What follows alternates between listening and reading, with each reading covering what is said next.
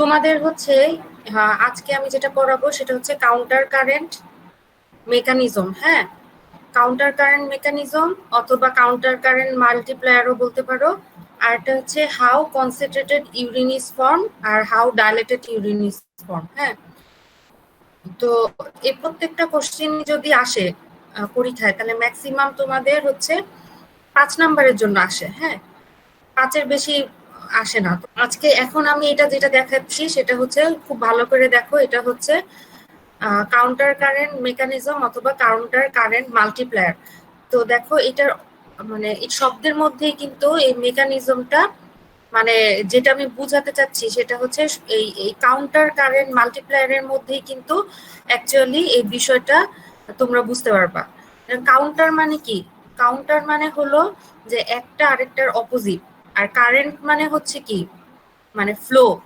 Flow, স্রোতকে বলে অনেক সময় কারেন্ট বলে না, ফ্লো বলে। হ্যাঁ, এটা কাউন্টার কারেন্ট মাল্টিপ্লায়ার। মাল্টিপ্লায়ার মানে হচ্ছে এমন একটা জিনিস বা যেটা যন্ত্র বলতে পারো, যার মাধ্যমে, বা এমন একটা ডিভাইস যার মাধ্যমে কি হয়, যে যে কোনো একটা জিনিস যেটা খুব কম পরিমাণে ছিল সেটা আস্তে আস্তে কি হবে, বেড়ে বহুগুণ হবে, তাই না? তাহলে এটা তো বুঝতে পারছো, কাউন্টার মানে অপোজিট, একটা আরেকটার অপোজিট। কারেন্ট মানে হলো, কারেন্ট মানে হলো স্রোত বা ফ্লো। হ্যাঁ, আর মাল্টিপ্লায়ার মানে হলো কি, যে যে একটা ডিভাইস ধরতে পারো, যেটা কিনা, যেটা কি করবে, একটা কোনো একটা যে পরিমাণ একটা জিনিস ছিল, যে অ্যামাউন্টটা ছিল সেটাকে বহুগুণে বাড়ায় দিবে। এটা হচ্ছে লুপ অফ হেনরির ছবি। হ্যাঁ, এখন দেখো লুপ অফ হেনরির এটা হচ্ছে কি ডিসেন্ডিং লিঙ্ক, আর এটা হচ্ছে tip, tip of the loop of Henle, আর এটা হচ্ছে ascending limb of the loop of Henle. হ্যাঁ, এখন এখন আমাকে এটা বলো, এই লুপ অফ হেনরির এই জায়গাটায়, যে সাদা জায়গাটা, এখানে মাঝখানের জায়গাটা বা এই ডানে বামের জায়গাটা মেডুলারি ইন্টারস্টিশিয়াল স্পেস অথবা মেডুলারি ইন্টারস্টিশিয়াম। ঠিক আছে, তার মানে এটা হচ্ছে লুপ অফ হেনরি। আর এই যে সাদা স্পেসটা, এই জায়গাটাকে বলতেছে মেডুলারি ইন্টারস্টিশিয়াম। হুম, এখন দেখো আমি তোমাদেরকে এই ছবিতে দেখো নাম্বার 1, 2, 3, 4, 5, 6, 7 এই 7টা স্টেপের কথা এখানে ছবিতে দেয়া আছে। এবং আমি কিন্তু তোমাদেরকে স্লাইডের ছবি এটা দিয়ে এটা তোমাদেরকে পাঠাইছি, এবং সাথে হ্যান্ড নোটের যেটা আছে স্টেপ 1, 2, 3 করে কিন্তু হাতের লেখা একটা ছবি পাঠাইছি। এখানে দেখো স্টেপ 1-এ কি বলা আছে। এখানে বলা আছে, first we assume that the loop of Henle is filled with fluid with a concentration of 300 milliosmole, the same as that leaving the proximal tubule. এখানে দেখো, এই যে এখানে কিছু সংখ্যা দেয়া আছে, 300 300 300 দেয়া আছে না। এখানে 1 নাম্বার ছবি কিন্তু সব জায়গায় 300 করে দেয়া আছে। 300 এটা হচ্ছে মিলিঅসমোল পার লিটার। অর্থাৎ এই লুপ অফ হেনরির ডিসেন্ডিং লিম্ব বা অ্যাসেন্ডিং লিম্ব, এখানের ভিতরে যে ফ্লুইড আছে তার তার কনসেন্ট্রেশন বলতে পারো, বা এই ফ্লুইডের অসমোলারিটি কত, 300 মিলিঅসমোল পার লিটার। ঠিক আছে, এটা কিন্তু প্রক্সিমাল, এটা কিন্তু প্রক্সিমাল কনভলিউটেড টিউবুল বুঝাচ্ছে। আর তারপরে কিন্তু এখানে বুঝাচ্ছে descending limb, loop of descending limb of the loop of Henry, ascending limb of the loop of Henry. এখন এখানে দেখো প্রথম ছবিতে কিন্তু, তার মানে কি, মেডুলারি ইন্টারস্টিশিয়ামেও হচ্ছে কনসেন্ট্রেশন বা ইন্টারস্টিশিয়াল যে ফ্লুইড আছে তার অসমোলারিটি হচ্ছে 300 মিলিঅসমোল পার লিটার। এবং এই যে লুপ অফ হেনরি আছে তার ascending descending limb plus proximal convoluted টিউবুলেও কিন্তু অসমোলারিটি হচ্ছে 300। এখন দেখো, হুম, এখন দেখো যে দ্বিতীয় যে ছবিটা দেয়া আছে, সেই দ্বিতীয় ছবির কিন্তু এখানে যে প্রক্সিমাল কনভলিউটেড টিউবুলের এখানে 300 আছে, descending limb of loop of হেনরির এখানে আছে কত, 300 300 300। কিন্তু দেখো এই যে ascending limb of loop of Henry, এখানে কিন্তু এখানে কিন্তু অসমোলারিটি কি হলো, কমে গেছে। আগে ছিল 300, এখানে কি হলো 200। ঠিক আছে, 200। এবং দেখো মেডুলারি ইন্টারস্টিশিয়াল স্পেস যেটা, সেখানে কিন্তু অসমোলারিটি কত আসছে? 400। 400, ঠিক আছে। এখন এখন এটা দেখো, এটা কি এখানে এখানে একটা কালো চিহ্ন, তীর চিহ্ন দিয়ে এখানে দেখানো হয়েছে একটা মেকানিজম এখানে যেটা আছে। তোমরা নিশ্চয়ই হচ্ছে কিডনির ক্ষেত্রে রিঅ্যাবজর্পশন, সিক্রেশন, এই মানে আইটেমটা শেষ হয়েছে, তাই না? রিঅ্যাবজর্পশন, সিক্রেশন যদি পড়ে থাকো তাহলে একটা জিনিস খেয়াল করবা, যে ওখানে বলা আছে যে ascending limb of loop of হেনলিতে, ascending limb of loop of হেনলিতে কি হয়, সোডিয়াম পটাশিয়াম 2 ক্লোরাইড একটা চ্যানেল থাকে, এবং এই চ্যানেলের মাধ্যমে সোডিয়াম পটাশিয়াম 2 ক্লোরাইড সেটা কি হয়, ascending limb of loop of Henle থেকে এই সোডিয়াম আয়ন, পটাশিয়াম আয়ন এবং কি ক্লোরাইড আয়ন রিঅ্যাবজর্পশন হয়ে মেডুলারি ইন্টারস্টিশিয়াল স্পেসে যায়। তাহলে কি হলো, যে সোডিয়াম পটাশিয়াম আর 2 ক্লোরাইড কি হচ্ছে, এই ascending limb of loop of Henle থেকে অ্যাক্টিভ ট্রান্সপোর্ট হয়ে কোথায় আসতেছে, মেডুলারি ইন্টারস্টিশিয়ামে চলে আসতেছে। সোডিয়াম পটাশিয়াম ক্লোরাইড এগুলা কি সলিউট, এই সলিউট গুলা যখন ascending limb of loop of Henle থেকে মেডুলারি ইন্টারস্টিশিয়ামে আসে তখন কি হবে, এখানে তাহলে মেডুলারি ইন্টারস্টিশিয়ামে সলিউটের কনসেন্ট্রেশন বেড়ে গেল, আর এখান থেকে যেহেতু ascending limb of loop of Henle থেকে যেহেতু চলে আসছে, তাহলে ascending limb of loop of হেনলির কি হলো, অসমোলারিটি কমে গেল, বা কনসেন্ট্রেশনও বলতে পারো, সলিউটের কনসেন্ট্রেশন কমে গেল। তাহলে দেখো আগে যেখানে 300 300 দুই পাশেই ছিল, এখানে এসে স্টেপ 2 তে এসে কি হলো, স্টেপ 2 তে এসে ascending limb of loop of হেনলির অসমোলারিটি আগে ছিল 300, 100 কমে গিয়ে কত হলো, 200 হয়ে গেল। আর মেডুলারি ইন্টারস্টিশিয়ামের অসমোলারিটি ছিল 300, 100 বেড়ে গিয়ে কত হলো, 400। ঠিক আছে, 400 হলো। তাহলে এই যে একটা দুইটা স্পেস, এটা কিন্তু মেডুলারি ইন্টারস্টিশিয়াল স্পেস, আর এটা কিন্তু ascending limb of loop of হেনলির একটা কি বলবো স্পেস, তাই না? এখন এই দুইটা জায়গার এখানে কিন্তু বিভিন্ন সেল থাকে, সেল দিয়ে কিন্তু এই দুইটা জায়গা সেপারেট করা।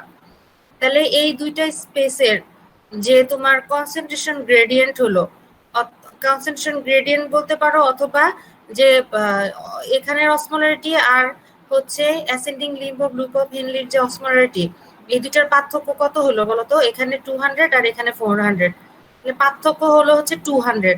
Active transport of sodium potassium 2 chloride and other ions, শুধুমাত্র যে সোডিয়াম পটাশিয়াম 2 ক্লোরাইডই অ্যাবজর্পশন হচ্ছে তা না, আদার আয়নও কিন্তু অ্যাবজর্পশন হয়। From the thick ascending limb of loop of Henle establishes about 200 milliosmol per liter concentration gradient. Concentration gradient মানে কি, যে দুইটার পার্থক্য কত, এখানে 200 আর এখানে 400, দুইটার কনসেন্ট্রেশনের পার্থক্য কত, হ্যাঁ, তাহলে কত, 200 milliosmol per liter concentration gradient between the tubular luminal fluid আর হচ্ছে কি ইন্টারস্টিশিয়াল ফ্লুইড। তাহলে এখানে ascending limb of loop of Henle, এটা তো একটা টিউব, এই টিউবুলার ফ্লুইডে, টিউবুলে যে ফ্লুইডটা আছে তার অসমোলারিটি হচ্ছে 200 বা কনসেন্ট্রেশন 200, এবং ইন্টারস্টিশিয়াল স্পেসে যে ফ্লুইডটা আছে তার কনসেন্ট্রেশন হচ্ছে 400। তাহলে এতটুকু বুঝতে পারছো, তাই না? তাহলে কি হলো, active transport of sodium potassium 2 chloride active transport হওয়ার কারণে, এখানে অ্যাক্টিভ ট্রান্সপোর্ট কেন হয়েছে, তোমরা নিশ্চয়ই ট্রান্সপোর্ট সিস্টেমটা পড়ছো, মেমব্রেন ট্রান্সপোর্ট সিস্টেম পড়ছো না? এখানে দেখো 300 300 ছিল, হ্যাঁ, এখন দেখো এখানে দুই পাশে কিন্তু কনসেন্ট্রেশন সেম ছিল। তাহলে অ্যাক্টিভ ট্রান্সপোর্ট আর প্যাসিভ ট্রান্সপোর্টের মধ্যে প্রথম যেটা পার্থক্য সেটা কি, অ্যাক্টিভ ট্রান্সপোর্ট হচ্ছে একটা ক্যারিয়ার প্রোটিন লাগে, তাই না? একটা ক্যারিয়ার প্রোটিন লাগে, এবং এগেইনস্ট দ্য কনসেন্ট্রেশন গ্রেডিয়েন্টের ওখানে কিন্তু তোমার ক্যারিয়ার প্রোটিন লাগবে, এবং এগেইনস্ট দ্য কনসেন্ট্রেশন গ্রেডিয়েন্টের এগেইনস্টে এই সলিউট গুলা ট্রান্সপোর্ট হবে, এবং তোমার কি লাগবে, এনজাইম লাগবে, এনার্জি লাগবে, মনে আছে? কিন্তু প্যাসিভ ট্রান্সপোর্টের ক্ষেত্রে কিন্তু এরকম না। প্যাসিভ ট্রান্সপোর্টে অলওয়েজ হচ্ছে বেশি ঘনত্ব থেকে কম ঘনত্বের দিকে হচ্ছে কি হবে, সলিউট গুলা ট্রান্সপোর্ট হবে। কিন্তু অ্যাক্টিভ ট্রান্সপোর্টের ক্ষেত্রে কি, এখানে 300 300 অ্যাকচুয়ালি পুরো ইকুইলিব্রিয়ামে আছে, অ্যাকচুয়ালি সলিড ট্রান্সপোর্ট হওয়ার কথা না, কিন্তু আমার যেহেতু সলিড ট্রান্সপোর্ট করতে হচ্ছে, তাহলে এখানে কি একটা অ্যাক্টিভ ট্রান্সপোর্ট মেকানিজম লাগবে, যেই মানে অ্যাক্টিভ ট্রান্সপোর্ট মেকানিজমের মাধ্যমে একটা ক্যারিয়ার প্রোটিনের মাধ্যমে এবং এনার্জি খরচ করে এখান থেকে সোডিয়াম পটাশিয়াম 2 ক্লোরাইডটা কোথায় চলে আসতেছে, মেডুলারি ইন্টারস্টিশিয়াল স্পেসে। স্টেপ 3 তে দেখো এখানে দেখানো আছে কি হচ্ছে, এখানে তোমরা যত জায়গায় এরকম তীর চিহ্নগুলা দেখবা, তীর চিহ্নর এখানে কিন্তু তীর চিহ্নগুলার এখানে কিন্তু তীর চিহ্ন দিয়ে একদম বোঝানো হচ্ছে এখানে অ্যাক্টিভ ট্রান্সপোর্ট মেকানিজম হচ্ছে, হ্যাঁ। আর যদি এরকম ড্যাশ ড্যাশ দেখো, যেখানে তীর চিহ্নের মধ্যে ড্যাশ ড্যাশ, সেখানে কিন্তু প্যাসিভ ট্রান্সপোর্ট হচ্ছে, ঠিক আছে। তাহলে এখানে দেখো প্রথমে এই দুই নাম্বার ছবিটা দেখো, এখানে এই ট্রান্সপোর্ট অ্যাক্টিভ ট্রান্সপোর্ট হওয়ার কারণে কি হলো, এখানে ইন্টারস্টিশিয়াল স্পেসের ফ্লুইডের কনসেন্ট্রেশন কত হয়ে গেল, 400 বা অসমোলারিটি 400 হলো। আর এখানে কত আছে, proximal convoluted tube plus descending limb of loop of হেনলিতে আছে কত, 300। এখন এই 300, এখন লুপ অফ হেনলিতে একটা ফর্মুলা সবসময় চলে, সেটা হচ্ছে কি হয় যে ওরা সবসময় চায় একটা অসমোটিক ইকুইলিব্রিয়ামে চলে আসার, অর্থাৎ এখানে দেখো যে descending limb of loop of হেনলির অসমোলারিটি 300 আর ইন্টারস্টিশিয়াল ফ্লুইডের অসমোলারিটি হচ্ছে 400। তো সবসময় চাবে কি এই 300 আর 400 একটা ইকুইলিব্রিয়ামে চলে আসার জন্য। তাহলে এখন ইকুইলিব্রিয়ামে চলে আসার জন্য সে কি করবে, 3 নাম্বার স্টেপে দেখো কি করতেছে, তাহলে এই descending limb of loop of হেনলিতে অসমোসিসের মাধ্যমে কিছু ওয়াটার সেটা চলে আসতেছে কি মেডুলারি ইন্টারস্টিশিয়ামে চলে আসতেছে, ঠিক আছে, মেডুলারি ইন্টারস্টিশিয়ামে চলে আসছে।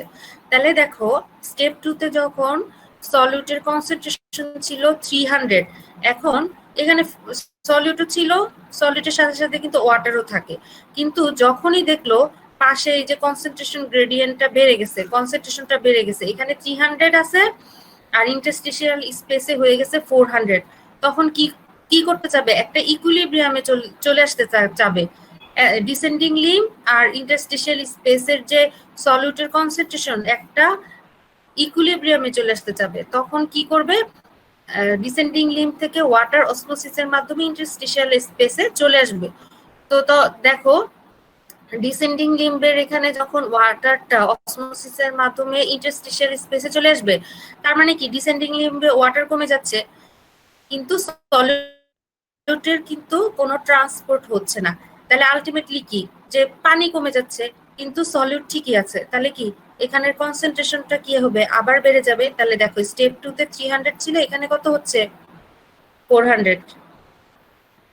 এটা তো বুঝতে পারছো, কিন্তু দেখো প্রক্সিমাল কনভলিউটেড টিউবুলে কিন্তু ঠিকই কনসেন্ট্রেশন 300 আছে, কিন্তু এখান থেকে অসমোসিসের মাধ্যমে ডিসেন্ডিং লিম্ব থেকে অসমোসিসের মাধ্যমে ওয়াটারটা ইন্টারস্টিশিয়াল স্পেসে চলে আসবে, তখন দেখো এখন ওরা কিন্তু ইকুইলিব্রিয়ামে চলে আসছে, এখানেও 400 অসমোলারিটি, এখানেও 400। ইউরিনের হাইয়েস্ট অসমোলারিটি হতে পারে হচ্ছে তোমার 1200, ঠিক আছে, আর মিনিমাম যেটা সেটা কত, সেটা কি মনে আছে, সেটা হচ্ছে 50, ঠিক আছে, 50 মিলিঅসমোল পার লিটার, আর হচ্ছে হাইয়েস্ট অসমোলারিটি হতে পারে 1200 মিলিঅসমোল পার লিটার। এখন এটা বলার উদ্দেশ্য কি, মানে যখন মানে একটা কন্ডিশন হয়, ধরো যে একটা কন্ডিশন যে কেউ মরুভূমিতে হেঁটে যাচ্ছে, হ্যাঁ, তার কাছে পানি নাই, এখন তার কিন্তু বডির যে ওয়াটার সেটা কিন্তু তার প্রিজার্ভ করা লাগবে, প্রিজার্ভ না করলে যদি তার বডির ওয়াটার এমনিতেই তো সোয়েটিং হবে, তারপর যদি ইউরিন দিয়ে পাস হয়ে যায়, তাহলে কিন্তু তার কি হবে, ডিহাইড্রেশন হবে, ডিহাইড্রেশন হয়ে সে মারা যেতে পারে। তো তখন কিন্তু তার মানে বডিরই একটা মেকানিজমের মাধ্যমে তার কনসেন্ট্রেটেড ইউরিন ফর্মেশন হয়। আবার ধরো যখন এরকম কোনো কন্ডিশন হয়, শীতকালে কেউ বেশি পানি খেয়ে ফেললো, বডির এত ওয়াটারের প্রয়োজন নাই, তখন সে কি করবে, বেশি বেশি ইউরিন এক্সক্রিট করবে, এবং তখন ইউরিনের অসমোলারিটি হাইয়েস্ট 50 মিলিঅসমোল পার লিটার, মানে সরি লোয়েস্ট 50 মিলিঅসমোল পার লিটার হতে পারে, ঠিক আছে, যখন ডাইলুট ইউরিন ফর্মেশন হয়। আর যখন একদম যাবে কনসেন্ট্রেটেড ইউরিন ফর্মেশন হবে বডিতে, সে কিন্তু কত করবে, 1200 মিলিঅসমোল পার লিটার। হ্যাঁ, এখন আরেকটা জিনিস দেখো, যে মরুভূমিতে যে উটগুলো আছে, উট কি করে, তাদের ওয়াটার কিন্তু প্রিজার্ভ করে রাখে। এই সেম কিন্তু মানে এই কাউন্টার কারেন্ট মেকানিজমের মাধ্যমে তারা কিন্তু কিভাবে কনসেন্ট্রেটেড ইউরিন ফর্মেশন করে এটা আমি তোমাদেরকে বলবো। কারণ এই ছবিটাই দেয়া লাগবে কেন, কারণ দেখো এই যে 7 নাম্বার স্টেপে আলটিমেটলি এখানে কিন্তু তোমার 1200 এই যে মেডুলারি ইন্টারস্টিশিয়াল অসমোলারিটি কিন্তু 1200 বানাইছে, দেখছো? এভাবে তোমাদেরকে এটা দিতে হবে। আচ্ছা ঠিক আছে, 4 নাম্বার স্টেপে দেখো, 4 নাম্বার স্টেপে দেখো এখানে একটা তীর চিহ্ন দেয়া আছে। হ্যাঁ, এখানে একটা তীর চিহ্ন দিয়ে এটা কি বোঝানো হয়েছে দেখো, যে এটা তো প্রক্সিমাল কনভলভেটেড টিউবুল, ঠিক আছে? এখানে এফারেন্ট ইফারেন্ট আর্টারিওল হয়ে গ্লোমেরুলাস হয়ে এখানে কি ফ্লোটা আরো ফ্লো আসবে না, মানে আমি তোমাদেরকে ওই যে রেনাল ব্লাড ফ্লো হয়ে যে এফারেন্ট ইফারেন্ট দিয়ে কিভাবে এখানে ফ্লুইডটা আসতেছে সেটা তো আমি তোমাদেরকে বুঝাইছি, মনে আছে তো? জি ম্যাডাম। হ্যাঁ, তার মানে এখানে কিন্তু এমন না যে এই এতটুকুই শেষ, আমার বডি প্রতিদিন কি করতেছে, পানি খাচ্ছে, তারপর ব্লাড সেল হচ্ছে, তাই না? এগুলো আলটিমেটলি কি হচ্ছে, বিভিন্ন renal artery, efferent artery, efferent artery দিয়ে কি হয়, প্রক্সিমাল কনভলভেটেড টিউবুলে কিন্তু কন্টিনিউয়াস ফ্লো কিন্তু হচ্ছে। হ্যাঁ, ফিল্ট্রেশনের জিএফআর ফিল্ট্রেশনের মাধ্যমে কিন্তু কন্টিনিউয়াসলি আবার প্রক্সিমাল কনভলভেটেড টিউবুলে কি আসতেছে, ফ্লুইড আসতেছে। হ্যাঁ, এইটাই বোঝানো হয়েছে। তাহলে দেখো যে তাহলে কি হলো, এখান দিয়ে যখন এখান দিয়ে ফ্লুইডটা আসবে, ধরো ফ্লুইডটা কি করবে, এখান দিয়ে এসে নিচে কি করবে, একটা ফ্লো আসবে, সেই ফ্লো থেকে দেখো, সেই ফ্লোতে কি হবে দেখো, এই এখানের যে প্রক্সিমাল কনভলভেটেড টিউবুলের যে অসমোলারিটি ছিল, সেই অসমোলারিটি কিন্তু এই যে ফ্লো নতুন নতুন ফ্লুইড আসতেছে, সেই ফ্লুইডের অসমোলারিটি কিন্তু 300। হ্যাঁ, তারপর দেখো সেই ফ্লোটা এদিক দিয়ে গিয়ে কি হবে, ultimately ascending limb, descending limb দিয়ে নেমে এসে অ্যাসেন্ডিং লিম্বে চলে যাবে। যেখানে অ্যাসেন্ডিং লিম্বে কত ছিল, 200 ছিল। এই নতুন ফ্লো মানে মনে করো স্রোতের মতো একটা ফ্লো আসলো, সেই ফ্লোতে কি হবে, যে সলিড গুলো আছে সেটাও এদিক দিয়ে চলে আসবে, বুঝতে পারছো? ডিসেন্ডিং থেকে অ্যাসেন্ডিং এ চলে আসবে না? তখন কিন্তু দেখো আগে যে অসমোলারিটি 200 ছিল, যেহেতু ফ্লোর মাধ্যমে সলিডও কিছু চলে আসছে, তাহলে কিন্তু তখন কিন্তু এটার অসমোলারিটি 400 হয়ে যাবে। এতটুকু বুঝতে পারছো তো না? এখন আমি দেখো স্টেপ 4টা আমি বলতেছি, সেটা হচ্ছে additional flow of fluid into the loop of Henle from proximal tubule which causes the hyperosmotic tubular fluid from descending limb of loop of Henle flows into the ascending limb of loop of Henle। অর্থাৎ নতুন যে flow আসলো সেই floor কারণে descending লিম্বের loop of হেনলির সেখান থেকে একটা ফ্লো আসবে, সেই ফ্লোর মাধ্যমে এখানের যে কনসেন্ট্রেশন আছে ডিসেন্ডিং লিম্বের লুপ অফ হেনলি, সেই কনসেন্ট্রেশনটা ultimately ascending limb of loop of হেনলিতে চলে আসবে। তাহলে দেখো, তাহলে কত হলো, 400 400 400, ঠিক আছে? আর হচ্ছে উপরের দিকে কিন্তু এখন পর্যন্ত ওই ফ্লোটা যেতে পারে, তো উপরের দিকে কিন্তু, হ্যাঁ উপরের দিকে কিন্তু এই দেখো 200ই আছে, মানে অ্যাসেন্ডিং লিম্বের ঠিক পোর্শনে এখনো যেতে পারে নাই, থিন পোর্শনে 400 হয়ে গেছে নতুন ফ্লো আসার কারণে। ঠিক আছে, এতটুকু বুঝছো তো না? জি ম্যাডাম। তারপর দেখো স্টেপ 5, স্টেপ 5 এ আবার কি হবে, ওই সেম 2 নাম্বার স্টেপটা এখানে 5 নাম্বার স্টেপে হবে। এখানে তাহলে দেখো 4 নাম্বার স্টেপে কি ছিল, 200 200, তারপর ছিল 400 400। তাহলে দেখো এখন আবার এই thick ascending limb of loop of হেনলিতে একটা অ্যাক্টিভ ট্রান্সপোর্টারের সৃষ্টি হবে। তখন কি হবে, against the concentration gradient. Against the concentration gradient কেন বললাম, কারণ দেখো এখানে কিন্তু মেডুলারি ইন্টারস্টিশিয়ালের যে কনসেন্ট্রেশন সেটা কিন্তু তোমার ascending limb of loop of হেনরির কনসেন্ট্রেশন থেকে বেশি। তাহলে যেহেতু কম কনসেন্ট্রেশন থেকে বেশি কনসেন্ট্রেশনের দিকে আমাদেরকে সলিডকে মুভ করাতে হচ্ছে, তাহলে এখানে কি কাজ করবে, একটা অ্যাক্টিভ ট্রান্সপোর্টার লাগবে। তাহলে আবার দেখো এই অ্যাক্টিভ ট্রান্সপোর্টারের মাধ্যমে দেখো 200 আগে যখন অসমোলারিটি ছিল তখন এখন হয়ে গেছে 150। হ্যাঁ জি ম্যাডাম, 150 হয়ে গেছে। আবার দেখো যে নিচে 150 আর 150 হয়ে গেল, আর এখানে ছিল কিন্তু তোমার কত ছিল, 350। এখানে এখন 350 হয়ে গেছে। জি ম্যাডাম। ঠিক আছে, আবার দেখো এখানে 300, এখানে হয়ে গেছে 500। মানে এখানে যেটা দেখাইছে যে 150 350 হইলো কিভাবে, এই যে স্টেপ 4 এ দেখো এখানে ছিল 200 আর এখানে ছিল 300, তাহলে 200 থেকে 50 এখানে চলে আসছে, তাহলে তাহলে কত হয়ে গেল এখানে 150, আর 50 যেহেতু চলে আসছে এখানে হয়ে গেল 350। ঠিক আছে, আবার দেখো এখানে ছিল 400 400, এখানে দেখাইছে 100 100 চলে আসছে, তাহলে 400 থেকে 100 চলে আসলে এখানে এখানে হয়ে যাবে 300, আর 100 যেহেতু চলে আসছে 400 এর এখানে হয়ে যাবে 500। ঠিক আছে, জি ম্যাডাম। আবার দেখো 6 নাম্বার স্টেপটা কিন্তু 3 নাম্বার স্টেপের মতো।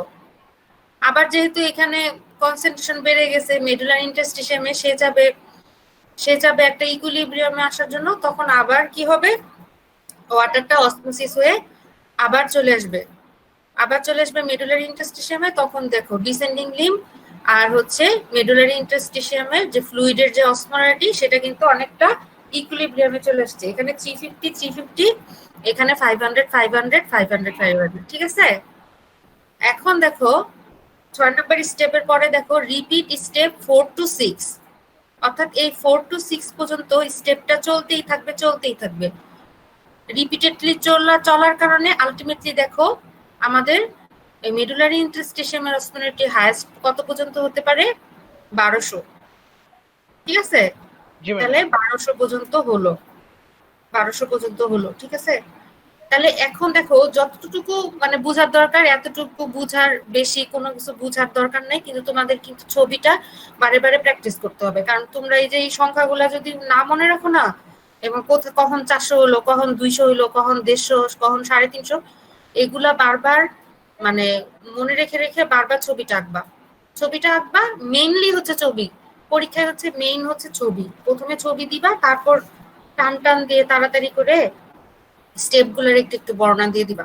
তাহলে এই কোশ্চেনটা আসলে তোমরা ইনশাল্লাহ পারবা। হ্যাঁ, এরপর নেক্সট কোশ্চেনে যাই, সেটা হচ্ছে কিডনি কিভাবে কনসেন্ট্রেটিং ইউরিন ফর্মেশন করে। যখন ধরো কারো এরকম একটা অ্যাডভার্স কন্ডিশনে হলো যে সে মরুভূমি দিয়ে যাচ্ছে, তার কাছে পানি নেই, তখন কি মেকানিজমটা কাজ হয় সেটা আমি এখন তোমাদেরকে বলবো। এটা সম্ভবত 5 নাম্বারের জন্য।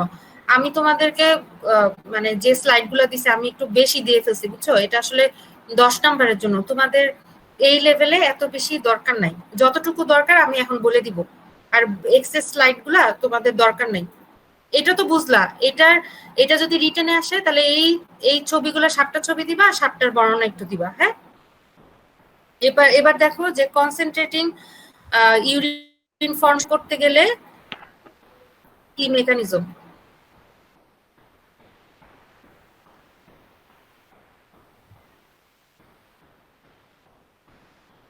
আচ্ছা, তোমাদেরকে মনে হয় এই জিনিসটা আমি দিছি, তাই না?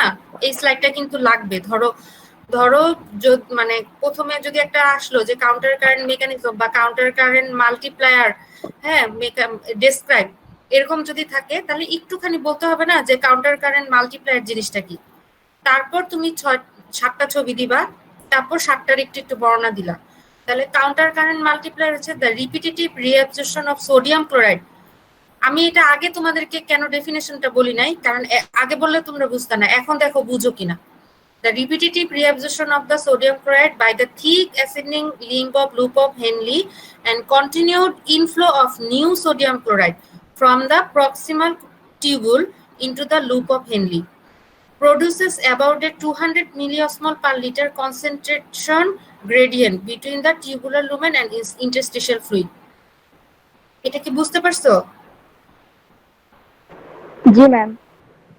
ওই যে আমি তোমাদেরকে দেখালাম না, ascending limb of loop of হেনলিতে অ্যাক্টিভ ট্রান্সপোর্ট হচ্ছে সোডিয়াম পটাশিয়াম 2 ক্লোরাইড, এবং প্রক্সিমাল কনভর্টেড টিউবুল থেকে কিন্তু নিউ ফ্লো হচ্ছে। আমি তোমাদেরকে বললাম, দেখাইলাম যে নিউ ফ্লো, ওই নিউ ফ্লোটার সাথে কিন্তু কি আসতেছে, আমাদের ব্লাড কি আসতেছে, প্লাজমা আসছে, তারপর সলিউট আসতেছে, তাই না, প্রোটিন আসতেছে। প্রোটিন কি আসে? প্রোটিন আসে না।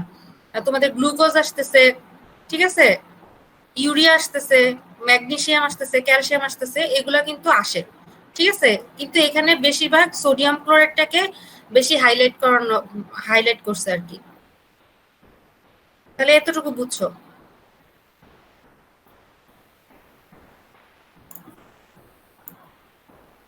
এখন দেখো, the formation of concentrated urine. এখন কনসেন্ট্রেটেড ইউরিন ফর্মেশনের ক্ষেত্রে তোমার হচ্ছে বেসিক রিকোয়ারমেন্ট আছে, দুইটা বেসিক রিকোয়ারমেন্ট। একটা হচ্ছে কি high level of anti diuretic hormone অর্থাৎ এডিএইচ, এটা তোমার লাগবে। এডিএইচ একটা হরমোন, ঠিক আছে? তোমরা নিশ্চয়ই এডিএইচ এর কথা শুনছো না? জি ম্যাম, শুনেছি। হ্যাঁ, এখন দেখো anti diuretic hormone, anti diuretic hormone এটা নামের মধ্যেই কিন্তু এটার কি বলবো মানে এটার ইম্পর্টেন্সটা নামের মধ্যেই আছে। দেখো অর্থাৎ অ্যান্টি ডাইউরেটিক অর্থাৎ ডাইউরেসিস হইতে দিবে না। ডাইউরেসিস মানে হচ্ছে কি বেশি বেশি ইউরিন যখন আমাদের বডি থেকে পাস হয়ে যায় সেটা হচ্ছে ডাইউরেসিস। কিন্তু এটা যেহেতু অ্যান্টি ডাইউরেটিক হরমোন অর্থাৎ আমাদের বডি থেকে বেশি ওয়াটার লস হতে দিবে না। এই এডিএইচ এর কারণেই কিন্তু মেইনলি এডিএইচ এর কারণেই আমাদের বডি থেকে বেশি বেশি ওয়াটার লস হয় না এবং তখনই কিন্তু আলটিমেটলি কনসেন্ট্রেটেড ইউরিন ফর্মেশন হয়। আরেকটা দেখো 2 নাম্বার রিকোয়ারমেন্ট কি, এটা হচ্ছে a high osmolarity of the renal medullary interstitial fluid. হ্যাঁ, হাই অসমোলারিটি কিভাবে হয়? ওই যে কাউন্টার কারেন্ট মেকানিজমের মাধ্যমে রিপিটেটিভ সোডিয়াম ক্লোরাইড অ্যাবজর্পশনের মাধ্যমে মেডুলারি ইন্টারস্টিশিয়ামের অসমোলারিটি কত হয়? 1200, তাই না? এই দুইটা কন্ডিশন লাগবে, এই দুইটা কন্ডিশন লাগবে। আচ্ছা, এখন দেখো কেন হাই লেভেল অফ অ্যান্টিডাইউরেটিক হরমোনের প্রয়োজন, আর হচ্ছে কেন হচ্ছে high osmolarity of the renal medullary interstitial ফ্লুইডের প্রয়োজন কেন। আমি এখানে জাস্ট এই লাইনগুলো পড়ে যাচ্ছি, কিন্তু আমি তোমাদেরকে একটা ছবি দেখাবো, ছবি দেখায় বর্ণনা করব। তারপর দেখো হাই লেভেল অফ এডিএইচ এর কেন প্রয়োজন, কারণ দেখো এডিএইচ এর কাজ কি করতেছে, এডিএইচ করতেছে কি increase the permeability of the late distal tubule and collecting ducts to water, thereby allowing these tubular segment to avidly reabsorb water. দেখো এই দুইটা জিনিস মনে রাখো, late distal tubule and collecting duct, এই দুইটা কথা মনে রাখবা। অর্থাৎ এডিএইচ হরমোনটা ধরো তোমার কোনো এরকম কন্ডিশন হইলো যে তুমি খুব মানে তোমার সোয়েটিং হচ্ছে, তুমি ডিহাইড্রেশনে আসো, তখন কনসেন্ট্রেটেড ইউরিন ফর্মেশন হতে হবে। এবং বডির কিন্তু মেকানিজমের মাধ্যমে কিন্তু বডি নিজেই বুঝে যায় যে এখন বডির হাই মানে অ্যান্টিডাইউরেটিক হরমোন সিক্রেশন করার প্রয়োজন, তখন কিন্তু বডিতে কি হচ্ছে অ্যান্টিডাইউরেটিক হরমোন সিক্রেশন হচ্ছে। এবং এই অ্যান্টিডাইউরেটিক হরমোনটা কোথায় কাজ করতেছে? কিডনি টিউবুলের distal tubule, late distal tubule, ঠিক আছে? আর ডিস্টাল টিউবুলের দুইটা পার্ট, আর্লি আর লেট। লেট ডিস্টাল টিউবুলে কাজ করতেছে, আর কোথায় কাজ করতেছে? কালেক্টিং ডাক্টে কাজ করে কি করতেছে? সেখান থেকে বেশি বেশি ওয়াটারটাকে রিঅ্যাবজর্পশন করে ফেলতেছে, ঠিক আছে? ওয়াটার রিঅ্যাবজর্পশন করে বডিতে ওয়াটারটাকে প্রিজার্ভ করতেছে। যদি বেশি বেশি water late distal tubule collecting ডাক্টে রয়ে যেত, আলটিমেটলি সেটা কিন্তু ইউরিন দিয়ে পাস হয়ে যেত, তাই না? কিন্তু সেটা করতে দিচ্ছে না। আচ্ছা, আমি একটা ছবি দেখায় বুঝাবো। আর এটা দেখো high osmolarity of the renal medullary interstitial ফ্লুইডের কেন প্রয়োজন, কারণ যদি আমার রেনাল মেডুলারি ইন্টারস্টিশিয়াল ফ্লুইডের অসমোলারিটি না বাড়ে, তাহলে সেই দেখো যদি বাড়ে, আচ্ছা আগে এটা দেখো, যদি বাড়ে তাহলে সে কি করতেছে? Provides the osmotic gradient necessary for water reabsorption to occur in the presence of high level of ADH. মানে একটা মানে এই কাউন্টার কারেন্ট মেকানিজমের মাধ্যমে কিন্তু তোমরা দেখলা যে মেডুলারি ইন্টারস্টিশিয়াল ফ্লুইডের অসমোলারিটি 1200 হলো। এই 1200 যদি না হইতো, অর্থাৎ মেডুলারি ইন্টারস্টিশিয়ালের অসমোলারিটি যদি তোমরা বাড়াতে না পারতা, তাহলে কিন্তু যে এই যে ওয়াটারটা দেখছো রিঅ্যাবজর্পশন হইতো, যে মানে ওয়াটার কখন রিঅ্যাবজর্পশন হয়, মানে অসমোসিস, ওয়াটার কিন্তু অলওয়েজ কিন্তু অসমোসিসের মাধ্যমে অ্যাবজর্পশন হয়, ঠিক আছে? মানে প্যাসিভ ট্রান্সপোর্ট। এবং প্যাসিভ ট্রান্সপোর্টের ক্ষেত্রে কিন্তু কোনো ক্যারিয়ার প্রোটিন লাগে না, কোনো মানে এনজাইম বা এনার্জি কোনো কিছু খরচ হতে হয় না। শুধুমাত্র একটা জিনিস কি লাগবে? একটা সেমি পারমিয়েবল মেমব্রেন লাগবে, এবং কি লাগতেছে? একটা কনসেন্ট্রেশন গ্রেডিয়েন্টের একটা ডিফারেন্স লাগবে। অর্থাৎ একদিকে কনসেন্ট্রেশন গ্রেডিয়েন্ট কম থাকতে হবে, আরেকদিকে কনসেন্ট্রেশন গ্রেডিয়েন্ট বেশি থাকতে হবে। তখন কি হবে? তখন ওয়াটারটা কম থেকে বেশির দিকে ওয়াটারটার মুভমেন্ট হবে। অসমোসিসের সংজ্ঞা তো মনে আছে যে movement of the solvent not solute, ঠিক আছে। সলভেন্ট বলতে কি বোঝাচ্ছে? Water. Movement of the solvent from the lower concentration to the higher concentration, হ্যাঁ, উইদাউট এনার্জি অথবা উইদাউট স্পেন্ডিং এনার্জি অথবা উইদাউট এনি ট্রান্সপোর্টার অথবা ক্যারিয়ার প্রোটিন, ঠিক আছে। এখন দেখো, তোমরা যখন তোমাদের মানে কনসেন্ট্রেটেড ইউরিন ফর্মেশন 5 নম্বরে কিন্তু আসবেই, একবার আসে কনসেন্ট্রেটেড ইউরিন ফর্মেশন, একবার এক ইয়ার, পরের ইয়ারেই কিন্তু আসে ডাইলিউটেড ইউরিন ফর্মেশন। তাহলে কনসেন্ট্রেটেড ইউরিন ফর্মেশন যখন আসবে তখন তোমরা, আমি তো এখানে শর্টকাট বলছি, তোমরা এভাবে লিখবা যে কনসেন্ট্রেটেড ইউরিন ফর্মেশনের ক্ষেত্রে দুইটা বেসিক রিকোয়ারমেন্ট আছে। একটা হচ্ছে high level of antidiuretic hormone লাগবে, একটা হচ্ছে high osmolarity of the renal মেমব্রেনারি interstitium. High level of ADH কেন লাগতেছে? কারণ হচ্ছে কি হচ্ছে, ওই লেট ডিস্টাল টিউবুল আর কালেক্টিং ডাক্ট থেকে ওয়াটারটাকে রিঅ্যাবজর্পশন করতে হচ্ছে আমাদেরকে, এই জন্য এডিএইচ লাগবে। আর হাই অসমোলারিটি কেন লাগবে? যদি high osmolarity of the renal medullary interstitial fluid না হয়, তাহলে একটা অসমোটিক গ্রেডিয়েন্টের তৈরি হবে না, তখন কিন্তু আমাদের ওয়াটার রিঅ্যাবজর্পশন হবে না, যতই আমার এডিএস থাকুক। এই জন্য এই দুইটা রিকোয়ারমেন্ট খুবই জরুরি কনসেন্ট্রেটেড ইউরিন ফর্মেশনের ক্ষেত্রে। তাহলে তোমরা এই কথাটা এখানে যে কথাগুলো আছে এই কথাগুলো লিখতে গেলেই কিন্তু তোমাদের 1 থেকে 1.5 পৃষ্ঠা হয়ে যাবে। তারপর এই ছবিটা দিবা, হ্যাঁ, এই ছবিটা দিবা। ওই 1 থেকে 1.5 পৃষ্ঠা বা 2 পৃষ্ঠা লিখলে তোমরা 3 নাম্বার পাবা, আর এই ছবিটা দিয়ে দিলে 2 নাম্বার, ছবিটাতে 2 নাম্বার, ঠিক আছে। এখন দেখো এই ছবিটা কি, এখানে দেখো এই যে glomerulus, proximal convoluted tubule, descending limb of loop of Henley, ascending limb of loop of Henle, এটা ধরো আর্লি পার্ট, এটা লেট পার্ট। তারপর কি কালেক্টিং টিউবুল, কালেক্টিং ডাক্ট, ঠিক আছে। এখানে দেখো, এখানে হচ্ছে তোমাদের প্রথমে সবসময় মনে রাখবা প্রক্সিমাল কনভলিউটেড টিউবুলে কিন্তু অল টাইম দেখতেছো 300 মিলি অসমল পার লিটার কনসেন্ট্রেশন কিন্তু এটা থাকতেছে। কেন এটা থাকতেছে, কারণ কি? তাহলে এখানে যে প্রক্সিমাল কনভলিউটেড টিউবুলে অনেক জায়গায় আবার 280ও বলা আছে, আবার অনেক জায়গায় 300 বলা আছে, সমস্যা নাই, দুইটাই কাছাকাছি। তো হচ্ছে ব্লাডের যে অসমোলারিটি, এখানে প্রক্সিমাল টিউবুল এখানে দেখো গ্লোমেরুলাস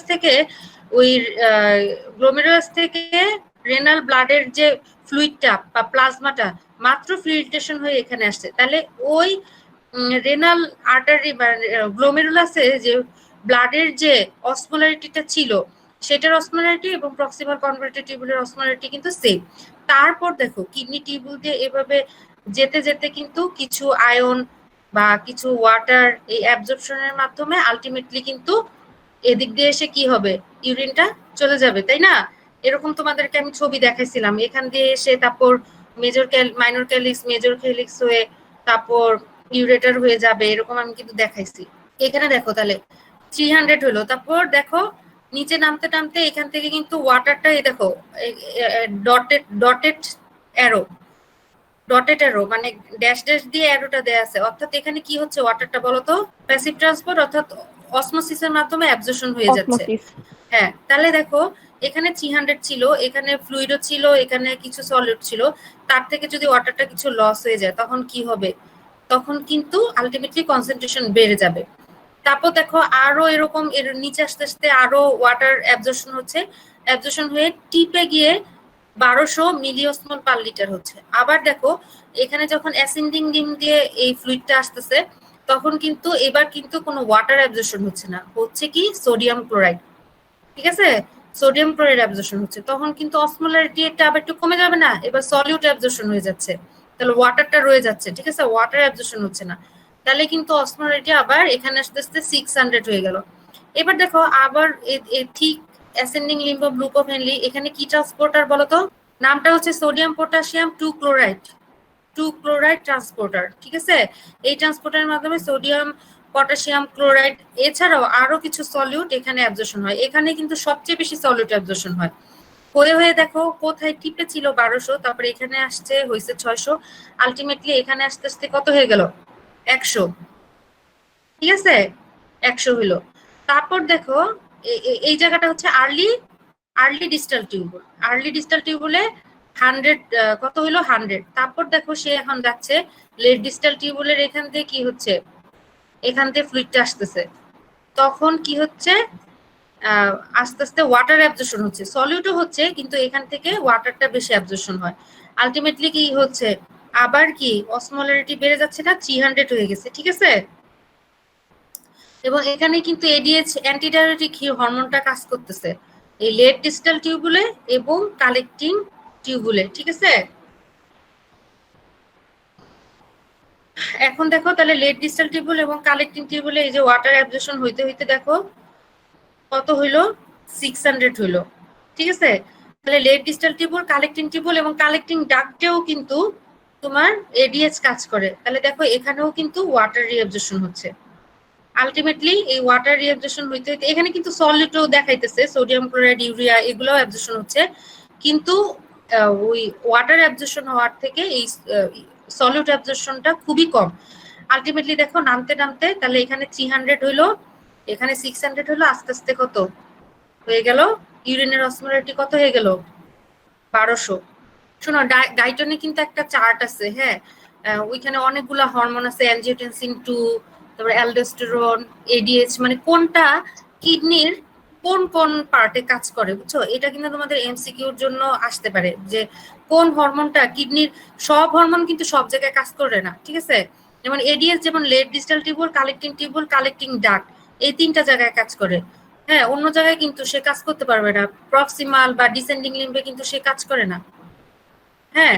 তাহলে এই মানে এই জিনিসগুলো একটু দেখো যে কোন কোন হরমোন, তোমাদের এতগুলা লাগবে না, এডিএসটা একটু দেখো, এডিএসটা কোথায় কাজ করতেছে।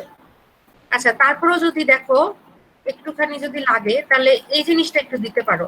দেখো major factors causing renal medullary interstitial hyperosmolarity, অর্থাৎ এই 4টা কারণে কিন্তু আমাদের রেনাল মেডুলারি যে অসমোলারিটি বাড়তেছে, এবং অসমোটিক আমি তোমাদেরকে বলছি যে শুধু এডিএস থাকলেই কিন্তু হবে না, রেনাল মেডুলারি অসমোলারিটির খুবই দরকার, হাই অসমোলারিটির দরকার, নাহলে দেখো, আচ্ছা এটা কেন দরকার দেখো, এখানে দেখো মনে করো এখানে 1200, এখানে কিন্তু মেডুলারি ইন্টারস্টিশিয়াল ফ্লুইডের অসমোলারিটিও 1200 হয়েছে, ঠিক আছে। এখানে যদি হাই অসমোলারিটি যদি না হতো তাহলে কি আমার কি ওয়াটার কি এই যে অসমোসিসের মাধ্যমে কিন্তু আসতো না, যতই এডিএস থাকুক আমার কিন্তু এখানে কিন্তু অসমোসিসের মাধ্যমে ওয়াটারও আসতেছে, অর্থাৎ লোয়ার কনসেন্ট্রেশন থেকে হায়ার কনসেন্ট্রেশনের দিকে কিন্তু আমার দেখো ওয়াটারটা রিঅ্যাবজর্পশন হচ্ছে।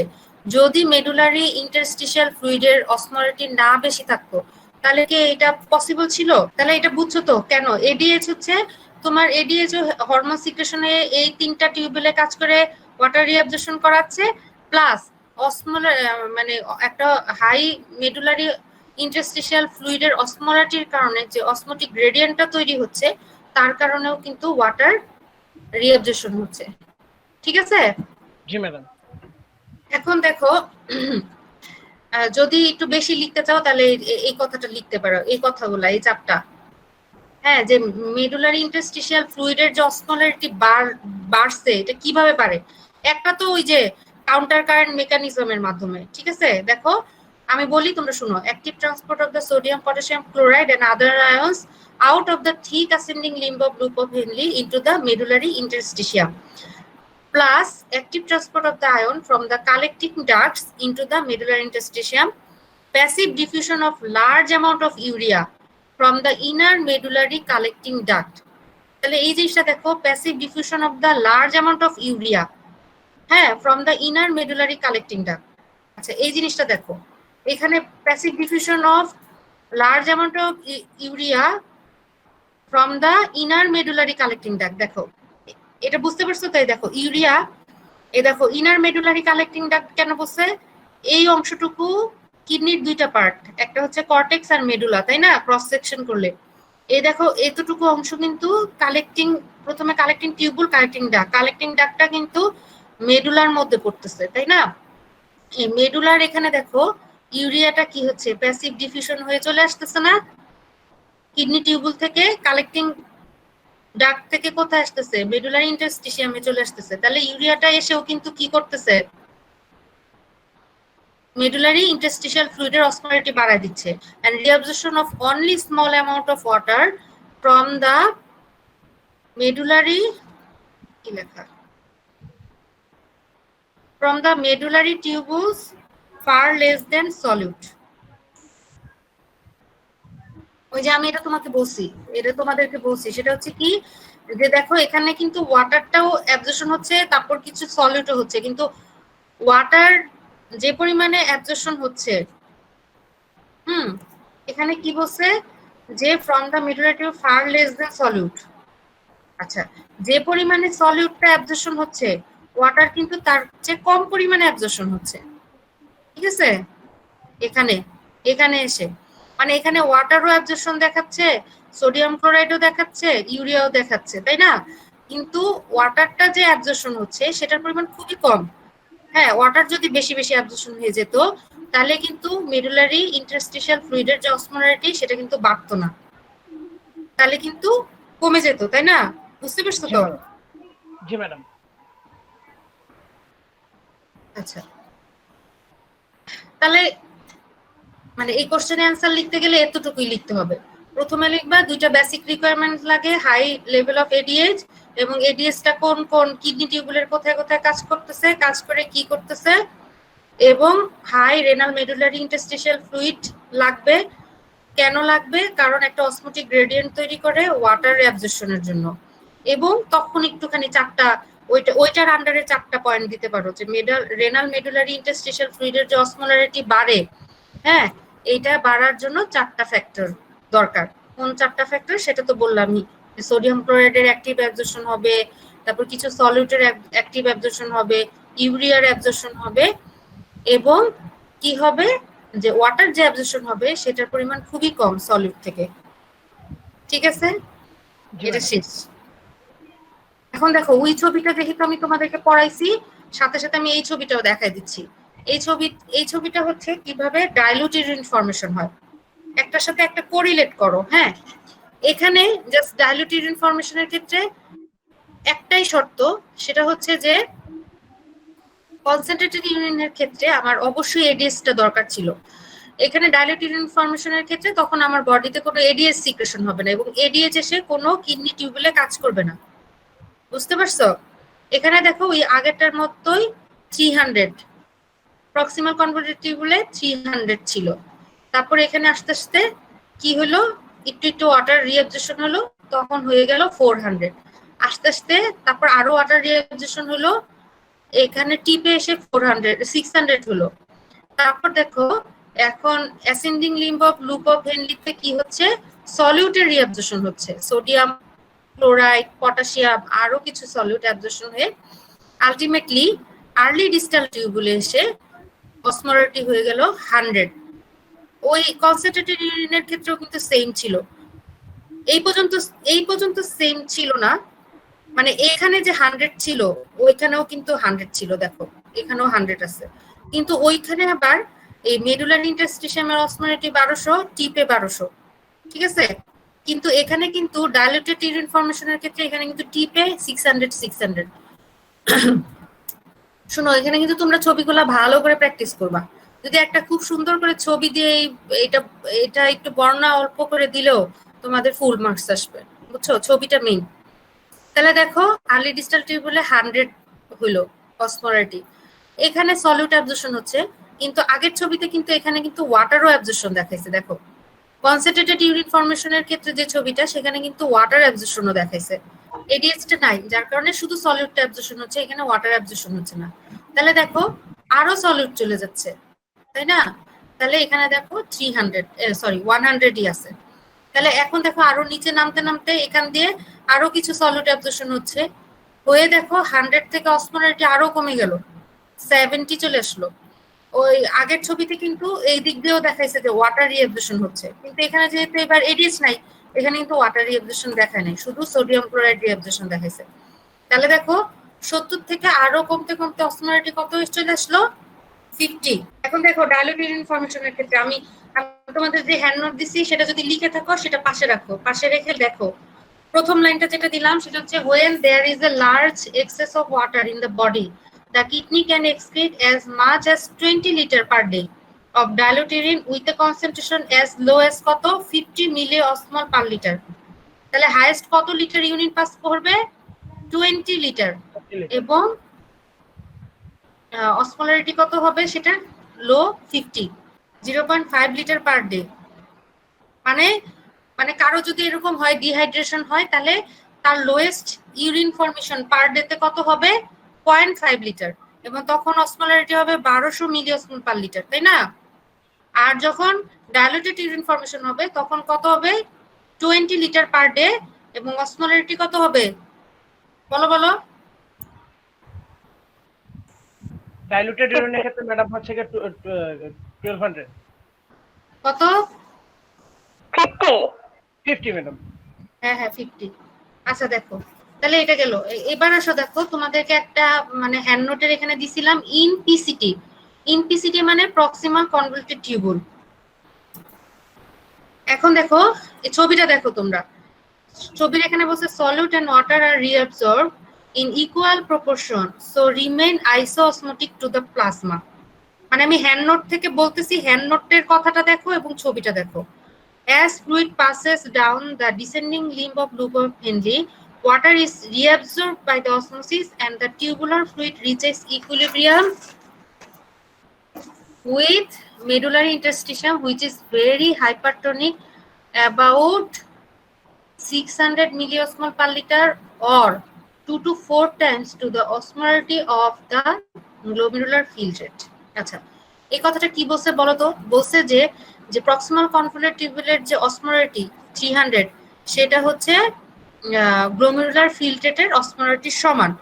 হ্যাঁ, এবং তারপর যখন এই ফ্লুইডটা descending limb of loop of Henle দিয়ে নামতে থাকে তখন আলটিমেটলি এসে তার অসমোলারিটি কত হয় 600, যেটা কিনা কত বলো, যে গ্লোমেরুলার ফিল্ট্রেটের অসমোলারিটি 2 to 4 টাইমস। হ্যাঁ, তাহলে গ্লোমেরুলার ফিল্ট্রেটের অসমোলারিটি ছিল 300, তার থেকে 2 গুণ বেড়ে গেল। ঠিক আছে, এটা বুঝতে পারছো তো? ইনপিসিটিতে যে কথাটা আছে সেটা এটা বলা আছে যে পিসিটিতে অসমোলারিটি ছিল 300 যেটা গ্লোমেরুলার ফিল্ট্রেটের সমান। আলটিমেটলি যখন descending limb of loop of Henle দিয়ে নামতেছে ওয়াটার অসমোসিসের মাধ্যমে রিঅ্যাবজর্পশন হচ্ছে, এবং তখন tip of the loop of হেনলিতে অসমোলারিটি হয়ে গেছে 600, যেটা কিনা তোমার গ্লোমেরুলার ফিল্ট্রেটের যে অসমোলারিটি ছিল তার থেকে 2 গুণ। এবার দেখো ascending limb of loop of Henley specially in the thick segment the solute কি কি সোডিয়াম পটাশিয়াম ক্লোরাইড। তোমরা কি হ্যান্ড নোটটা দেখতেছো? জি ম্যাডাম। হ্যাঁ, solute are avidly reabsorbed but this tubular segment is impermeable to the water even in the presence of ADS, so the filtrate becomes more dilute as it flows up the ascending limb of loop of Henle into the early distal tubule with osmolarity of about 100 milliosmol per liter, that is 1/3 of the plasma osmolarity. আচ্ছা তাহলে এখন দেখো এটা কি বলছে। মানে যখন ascending limb of loop of হেনলিতে উঠতেছে, এই ascending limb of loop of Henle কিন্তু ওয়াটারের প্রতি ইমপারমিয়েবল, অর্থাৎ এখান থেকে কোনো ওয়াটার অ্যাবজর্পশন হয়ে মেডুলারি ইন্টারস্টিশিয়ামে আসবে না। বুঝতে পারছো? Even the presence of ADS, মানে এডিএস যদি হরমোন এসেও যদি এটার উপর কাজও করতো তারপরও কি হইতো, ওয়াটার এখান থেকে অ্যাবজর্পশন হবে না। এই সেগমেন্টটা শুধুমাত্র সলিউট অ্যাবজর্পশন হবে। এই সেগমেন্ট থেকে, এই টিউবুলের সেগমেন্ট থেকে শুধুমাত্র সলিউট অ্যাবজর্পশন হবে, সোডিয়াম পটাশিয়াম ক্লোরাইড অ্যাবজর্পশন হবে। তাহলে কি হলো, শুধু সলিউট চলে যাচ্ছে, তাহলে কি ওয়াটার থেকে যাচ্ছে, তাহলে আলটিমেটলি যেতে যেতে আর্লি ডিস্টাল টিউবুলে অসমোলারিটি কত হয়ে গেল 100, যেটা কিনা কত প্লাজমা অসমোলারিটি বলো বা গ্লোমেরুলার ফিল্ট্রেটেড অসমোলারিটি বলো তার 1/3। এতটুকু বুঝতে পারছো? 1/3 না, এটা ছিল 300, 300 3 ভাগের 1 ভাগ কত 100। বুঝতে পারছো? Yes madam. এবার দেখো in the distal tubule and collecting টিউবুলে কি কাহিনী হইতেছে। As the dilute fluid or filtrate or tubular fluid, এই যে এখানের ফ্লুইডটা যেটা যাচ্ছে এটাকে তুমি ডাইলুট ফ্লুইডও বলতে পারো, ফিল্ট্রেটও বলতে পারো, কারণ এখানে ফিল্ট্রেটটাই আলটিমেটলি এদিক দিয়ে চলে আসতেছে, অথবা টিউবুলার ফ্লুইডও বলতে পারো। In the early distal tubule passes into the late distal tubule, connecting tubule and collecting duct, there is additional reabsorption of the sodium chloride. In the absence of ADH, মানে যখন এদিক দিয়ে পাস হয়ে যাচ্ছে তখন দেখো অ্যাডিশনাল আরো solute absorption হচ্ছে, সোডিয়াম ক্লোরাইড অ্যাবজর্পশন হচ্ছে। এবং তারপর দেখো in the absence of ADS this portion of the tubule is also impermeable to the water. তার মানে কি এই যে late distal tubule connecting tubule collecting duct হচ্ছে যদি এডিএস থাকে তাহলে এটা এই টিউবুলটা কি ওয়াটারের প্রতি পারমিয়েবল, আর যদি এডিএস না থাকে তাহলে কি হবে এই সেগমেন্টটা কি ওয়াটারের প্রতি ইমপারমিয়েবল, অর্থাৎ ওয়াটার অ্যাবজর্পশন হবে না। পারমিয়েবল আর ইমপারমিয়েবল মানে বুঝছো তো? পারমিয়েবল মানে অ্যাবজর্পশন হচ্ছে, ইমপারমিয়েবল মানে অ্যাবজর্পশন হচ্ছে না। And the additional reabsorption of the solute causes the tubular fluid to become even more dilute, decrease the osmolarity to as low as 50 milliosmol per liter. এবং দেখো এই সেগমেন্টে যখন আসতেছে এডিএস তো নাই, যার কারণে ওয়াটার রিঅ্যাবজর্পশন হচ্ছে না, কিন্তু অপরদিকে সলিড কিন্তু ঠিকই রিঅ্যাবজর্পশন হচ্ছে। তাহলে আলটিমেটলি দেখো এখানে ছিল 100, অসমোলারিটি কমে হলো 70, এবং যখন ইউরিনের মানে ওই যে ইউরেটারে ঢুকবে তখন এই যে ইউরিনের অসমোলারিটি হয়ে গেল কত 50।